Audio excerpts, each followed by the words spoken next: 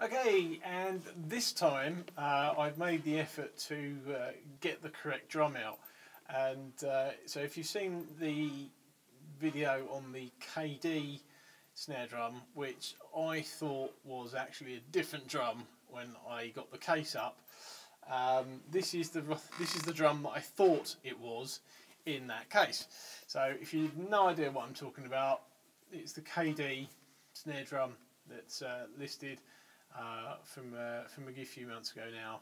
But yes, you'll if you watch the first few minutes of the video, you'll get what all that was about.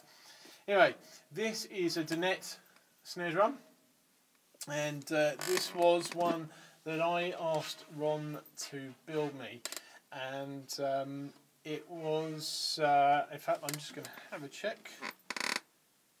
Right, yes, so that was in 2007, and I originally, I think I've explained my theory working sort of on why I've had a couple of custom drums built in 12-inch sizes. I can't remember which video that's on, but probably the KD one actually. But I just like 12-inch drums, but it was also always a financial thing as well. You're building a 12-inch drum, it costs you less to build, and therefore it costs you less to buy. So being a tight ass, that was always the way it worked. But as I said, I like 12-inch anyway. 12 is a good size. 12x7 again, as I've talked about in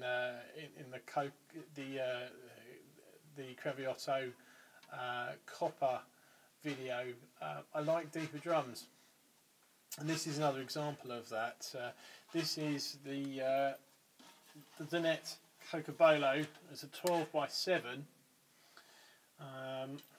Again, the camera I actually take the photos with is I think it's 24 megapixel, which at least means you can go right into depth and blow up the photo if you really want to be that nerdy and look at the grain on the wood. But in this particular instance, it might actually be worth the effort. This is it's a beautiful piece of wood. In fact, I'm not convinced it hasn't got darker since I got it. I'd have to go and look. I took some photos of it just after I got it, which are up on my photo bucket page, and I'm sure it may have just been the light, but I'm sure it was lighter. But anyway, it's a fantastic wood. Cocobolo, I think, is an African hardwood. It's certainly a hardwood anyway, but I ordered this, I think probably early 2007, and Ron subsequently told me that he hasn't made, well, to that point anyway, obviously, which is a long time ago now, but he hadn't made that many smaller drums, but certainly 12-inch drums out of this wood, because it's hard to work with.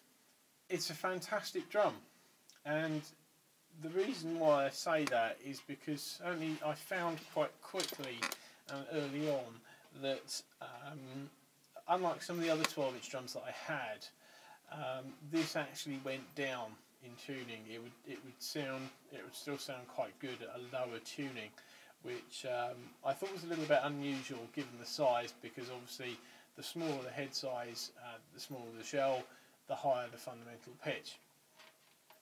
But and most of the 12-inch drums that I've got, I don't know, half a dozen, 6 or 7, something like that.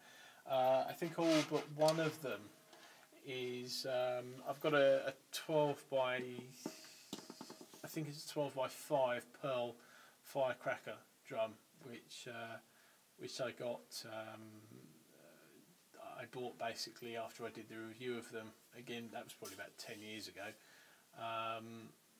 But I got that. That's a 12 by 5, which works cool for some things, but all of the other drums that I've got, I think, certainly that I can remember at the moment, are all 7 or 6.5 inch deep.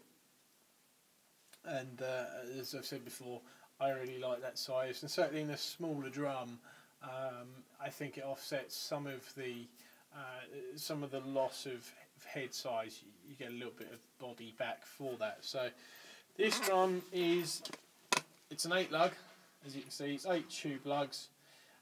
It's got the Dunnett R strain on it, whichever one this was. Was it R2? Whatever. So it comes away there. It doesn't actually fall away. Oh, I guess it does. Oh. It's a little stiff, but then again, it doesn't get used very often. So probably could do with some oil on that. But if you've never seen one of these before, you can position it wherever you want, which is a pretty funky idea. I've got different heads on. I tend not to mix and match. I don't actually know why this is like that, but there you go. Anyway, so it's got a coated Emperor actually on top of this. Again, there was a very good reason as to why there's an Emperor head on there and not an Ambassador, and if I remember what that was, I will mention it. But anyway, that's it's a 300 hazy on the bottom for the snare side. The shell, as I said, it's a solid Cocobolo. You've got maple reinforcement hoops on their top and bottom, and actually I forgot to say, this drum is called, well, it's actually spelled Neko, and it's dated the 26th of September 2007, and Ron, as I'll come to, which I guess I'm now here.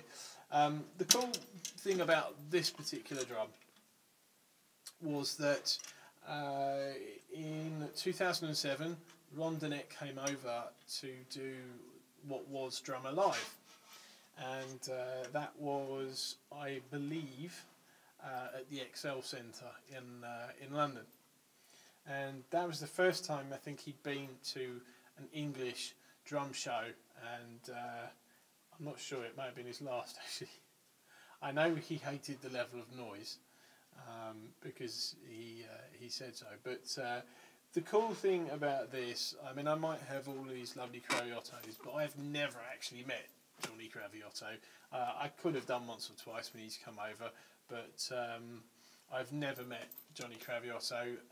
The only other drum builder that I've met who I also had a drum from is Keith Keogh, who was the KD drums. But Ron actually gave me this drum, in that he came over to me on the Friday while we were setting the stand up for MikeDolby.com, and we were setting the stand up, and he came over and he actually gave me the drum. There you go, there's your drum. And that was really cool. That's why I know that he obviously he said about not making too many Cocobolo drums in this size and everything.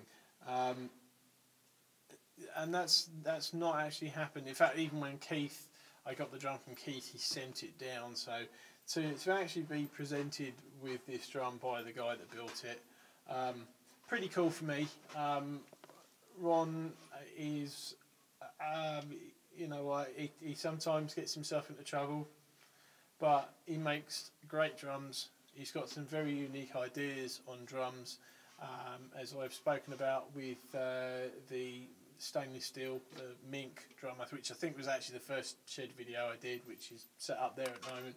And there's another metal drum down there, another 12-inch drum down there, which I'll do at some point as well, which I had him make for me.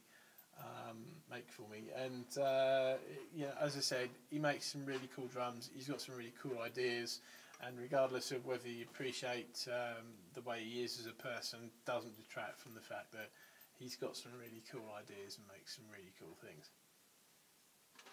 But anyway, this is my well, actually, oh yeah, these are triple flange steel hoops. Don't really think there's much else. Oh, actually, no, there is something else, actually, yeah. Cool butt plate on there, but this has actually got a hyper vent. which I can't remember if I've done any videos where this has got a hyper vent on it. I think the carry might have done, but I can't remember. But either way, anyway, the hyper vent.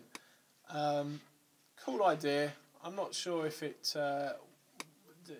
the original concept for this was Ron's or whether I'd seen it before. But anyway, it's a screwing air vent, air hole, and basically, depending on how hard you hit and how much air you want out the drum, basically you screw that out. And I don't know if you can see that. Basically, there's the air hole there, and depending on how much air you want out, there you go, screw it in, screw it out. I tend not to actually hit that hard. I don't use big tree trunks. As I've said before, I've got little baby hands and I use little girly sticks. So I tend not to have that out too often. Maybe on, I've got a DW titanium drum, which I do tend to wallop a little harder, and that's got a hyper vent on because Ron made those as well, and that I do tend to have out a little bit more. But on this drum, it doesn't get to come out very often. It's a cool idea though, makes a lot of sense. Otherwise this drum doesn't have any other air vents. Mink, the stainless steel, black stainless steel drum which I've got up there, that doesn't have any air vents at all. It's that was from 2004, that particular drum, and that was before Ron had come up with the hyper vent and before he vented any of his drums. So that's got arguably a little bit more of a sort of a boxy sound to it. That's a 13.6. That drum, as I said, this is a 12x7. This sounds a lot more normal if you want to equate normal to anything particular. But yeah, it's a cool drum. I know I say that a lot, but hey, what the hell? I seem to own a lot of cool drums. So again, as I said, I'll take some photos and I'll do the sound file, and you can hear. I've got this at a. This isn't cranked actually. This is fairly medium, I suppose, tuning. But I'll do the sound file as is, and then you can hear what it sounds like, and enjoy. Thanks a lot.